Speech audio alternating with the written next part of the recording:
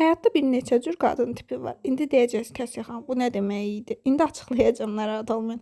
Amma siz də rəy bölməsinə yazın görək, siz hansı növə daxilsiniz. Deməli, birinci növ xanımlar var ki, təmizlik xəstəliyi. Bu artıq onda bir xəstəliyə çevrilmişdir. İkinci növ qadın tipləri var ki, evinə təmizkar olub özünü təmiz saxlamayan. Üçüncü növ qadın tipi isə özünü təmiz saxlayan, yəni özünə baxım eləyən, vaxt ayıran, amma evinlə qəti maraqlanmayan. Bir tiplər də var ki, ümumiyyətlə heç nə ilə maraqlanmır, ancaq günü yatmaqla keçir. Siz yazın görək, siz hansındansınız. Və mən hər ikisinə aidəm. Demək olar ki, həm özümlə maraqlanmağı, həm evimlə maraqlanmağı çox sevən insanlardan biriyəm. Siz də rəy bölməsinə yazın və bu arada səhifəmə takib atmağı unutmayın. Story bölməsində isə gündəlik nə işlərlə məşğul olduğum və maraqlı hekayələrimiz olur.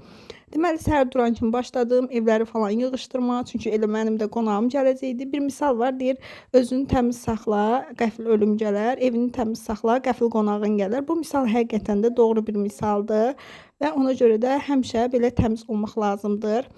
İkinci bir cümlədə demək istəyirəm ki, əziz xanımlar, həmişə mənə sual verirsiniz, Kəsə xanım, nə işləyirsiniz, nə işlə məşğul olursunuz?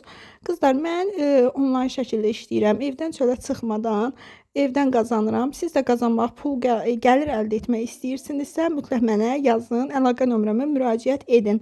Bizdə qeydiyyat gətirmək deyilən bir şey yoxdur, narahat olmayın.